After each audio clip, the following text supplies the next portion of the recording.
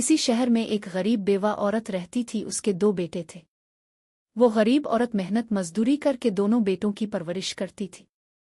एक दिन दोनों भाई महल्ले में खेल रहे थे कि एक नेक दिल इंसान उधर से गुजरा। इसने दोनों बच्चों को कुछ रुपए दिए। दोनों भाई पैसे लेकर बहुत खुश हुए और खाने की चीजें खरीदने बाजार चल दिए। बड़े भाई ने छोटे भाई से कहा, तुम उन रुपयों का क्या लोगे? छोटे भाई ने कहा, मैं थोड़े से फल खरीदूंगा। अम्मा को कल से बुखार है, उन्होंने रोटी नहीं खाई, फल खा कर उनका जी बहुत खुश होगा। बड़े भाई ने कहा, मैं तो टाफियां लूंगा। बातें करते करते दोनों बाजार पहुंच गए। बड़े भाई ने अपने पैसों की टाफियां खरीदे और उनको जेब में डालकर मजे से खाने लगा। छोटे भाई ने अपने पैसों से फल खरीदे। जब दोनों भाई माँ के पास पहुंचे तो छोटे बेटे ने माँ से कहा, देखो माँ, मैं आपके लिए रस भरे फल लाया हूं। एक नेक दिल इंसान ने हमें कुछ रुपए दिए थे। बच्चों की माँ एक बहुत खुददार औरत थी।